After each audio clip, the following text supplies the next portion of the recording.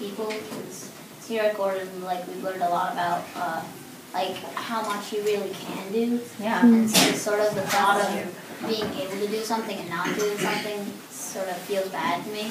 So like basically just getting involved, I guess. That's awesome. Helping people in need. Sounds great. You know, we have a couple aspiring Major League ball players. Wait, yeah, Gordon has a baseball team, right? Not anymore.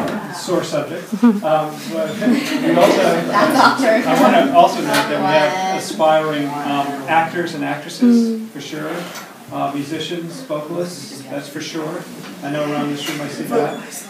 And then, obviously, really capable academic kids, mathematics, science, humanities. Sir, what's it like working for Bloomingdale? What does that mean? Isn't that like a Store?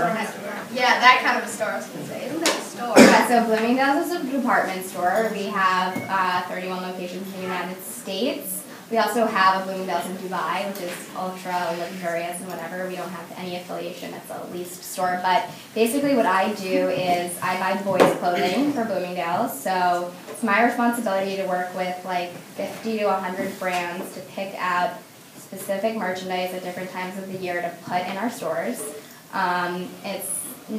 It sounds like all I do every day is just shop around the market and choose out clothes. However, 90% of my day is spent in front of my Excel, just analyzing past performance, seeing how our business is doing by store, by brand, by size range, like getting down to really nitty-gritty metrics. It's a great career for somebody who loves math, but also wants to work with some type of tangible product. Other things that I really like about the job is it's helped me with my business skills and my relationship building skills and negotiating and, you know, the importance of give and take in a business relationship. I've learned a lot about finance, which I had absolutely no idea about. I took one economics course in college, but I just really didn't have much of an idea. But it's a really cool career. Like as a 23-year-old, I get to make a lot of decisions that impact my business day to day. And it's cool. Like when you work in retail, you literally go in every morning to see how your business performed, and it's a living, breathing thing, so every day matters. Bless you. So you get feedback pretty much on a daily basis as to how your decisions are doing. Exactly. So it's great to see your work, the effects that it takes in real time, you know. And you can react as quickly as possible. You know, you bought something that is not selling in the store, so what can I do to get it out of my stores, mark it down, or just, you know, get my vendor to take it back so that it doesn't have to hit my like profitability. Wow, it's interesting how you use the pronoun my. Like, yeah, it's really cool to own something. It's neat. It feels really good to be able to make decisions and take responsibility for them, whether they do well or not. And if they don't do well, how can you take even more action to make it better? And, what are your aspirations looking forward? Are you going to stay in the retail business? So, as Siobhan mentioned, I was a psych major at Brown, and that was really important to me. I did a lot of student teaching and tutoring and obviously coaching and mentoring at Gordon. And I would ideally like to do something in mental health or education.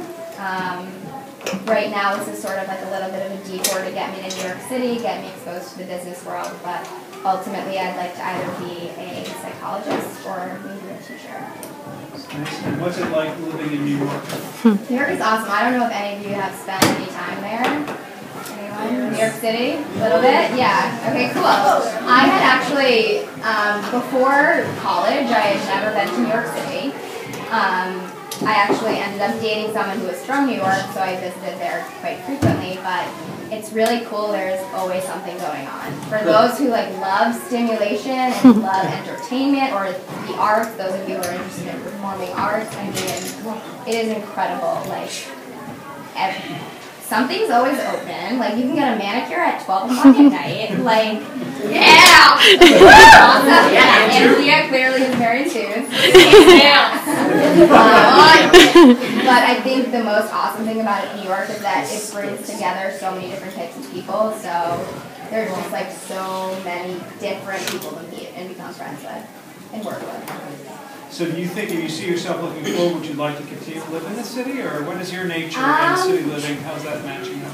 I think that there's, like a lot to be done career-wise there if I'm interested in pursuing counseling. I like New York. I definitely can see myself there for quite some time. Living in a big city. It's pretty awesome. That's it. Have you ever gone to one of those manicures at midnight?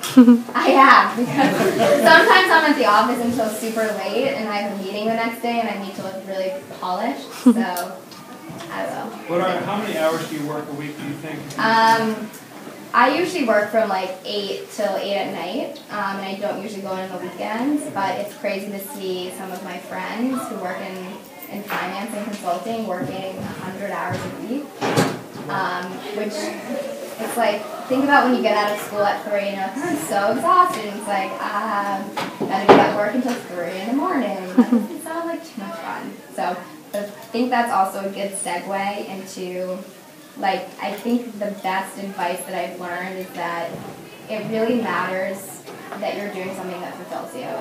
If you can't do it as your career for whatever reason at that certain time, that's okay, but finding something in your free time to really, like, not as corny as it sounds, like to nourish your soul and your heart is so important, because otherwise I don't see how it's possible to be truly happy.